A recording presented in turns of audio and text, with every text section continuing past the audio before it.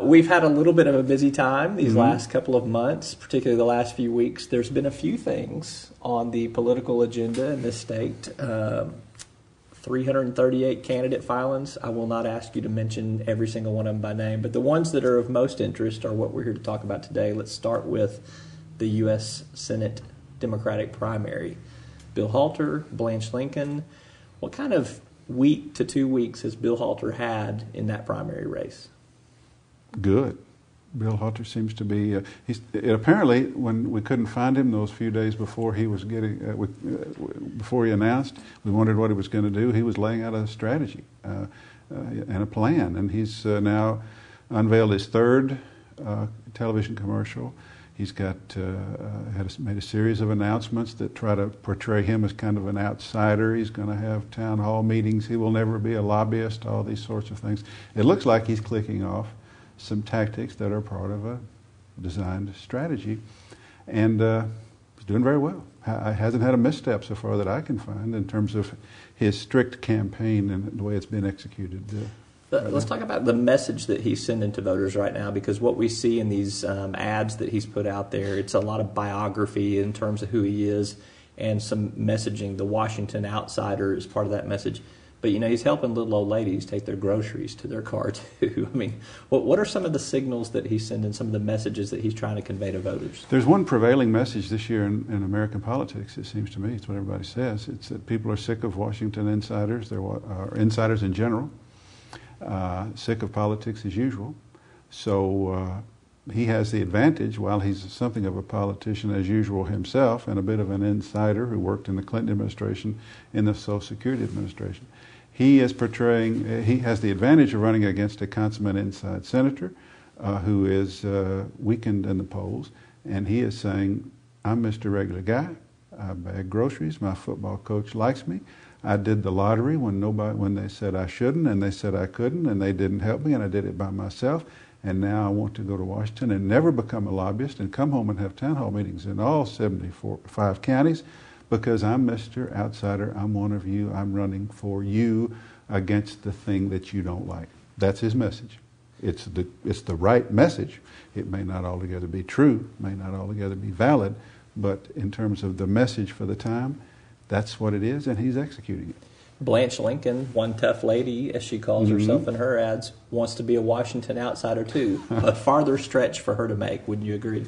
Yeah, but I have to say, I wrote this, her ad with the kids throwing the money in the bumper cars or whatever they're doing, I thought it was one of the best tries I've ever seen, because she had a few things she needed to do, and they're all in there. She's separating herself from an unpopular president of her party. She voted against all of his stuff.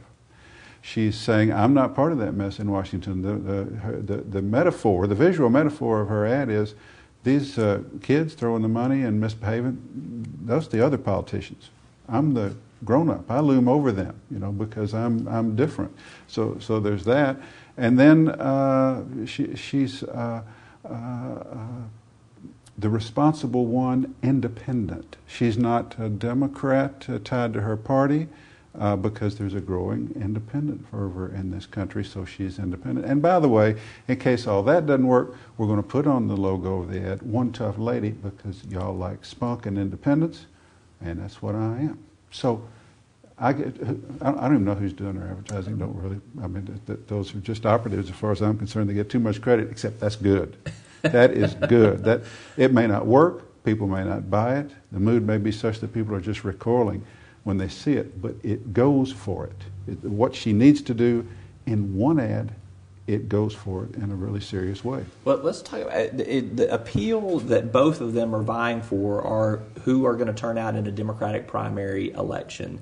That is obviously a core Democratic base of voters that will go out and vote straight ticket Democrat no matter when. But there's also a pretty large number of independent voters that are going to come vote in a Democratic primary, whether it's for other races or it's because they want to choose between the two of them. So they're not necessarily appealing to the hardcore Democrats in some of their messaging. They're appealing to the independent voters.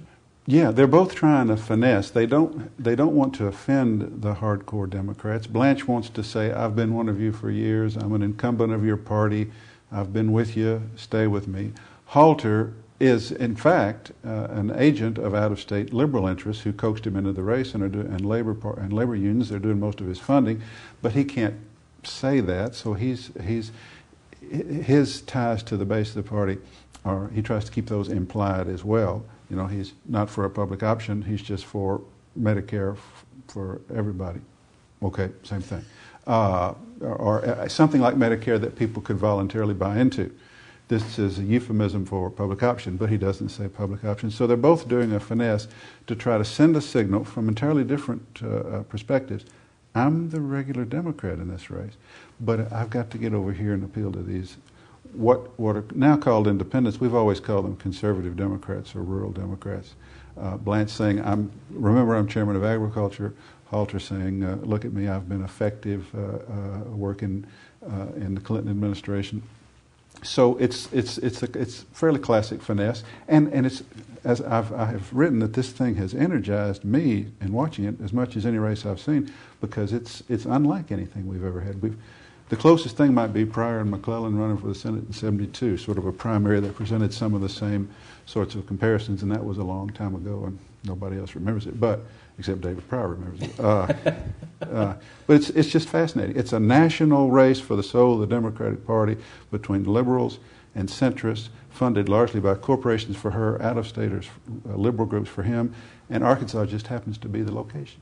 That's sort of what's happening. Contrast what's happening in the Democratic primary with what's happening in the Republican primary, and that is, I'm not hearing much of anything in the Republican primary right now. I mean, we've got 8 candidates in the race, but we're not seeing any real big visibility from any of them at this point in time.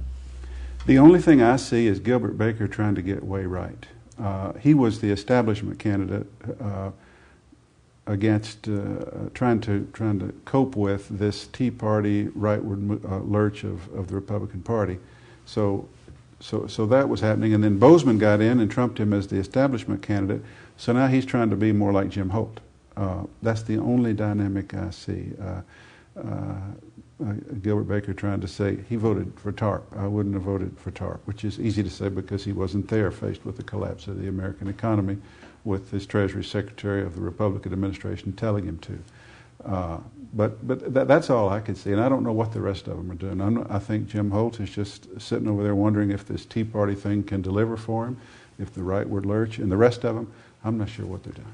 You mentioned the Tea Party and its potential influence in this election cycle. You went to a Tea Party meeting in Conway recently. Can you share some of your observations from having been there? It's fascinating. It was fascinating. The people who invited me, a fellow named, I'm going to get his name right, Lowell McClanahan. I remembered him through the Conway Rotary Club, sort of standard conservative businessman about town, who is a very calm, reasonable person. He talks about how he is concerned about what he sees as a socialist shift from Obama, and how he wanted to get involved rather than just complain about what he saw on television, and how he wants to advance fiscal conservatism, fiscal responsibility, and strict constitutional government, limited power government. That's what he's about. And those are perfectly fine things to espouse, and he does so in a measured, calm way. The people in the audience tend to be more, shall we say, erratic. They're angry. They were spoken to this night by Jeannie Burlsworth of the Secure Arkansas movement, which has their first were about anti-immigration and stopping. And they want an initiated act or a constitutional amendment or something to keep illegal immigrants from getting any services in the state. But they're also in all sorts of conservative movements. And her remarks to the group and the group's response was alarming to me, in that they seem to see a conspiracy in all of government. At the local level, to the state level, to the federal level, they're all trying to globalize this country and take away our rights. That's what I saw from the audience. The leadership of that group, I saw a more measured philosophical view, and it's just it's kind of odd, the dichotomy.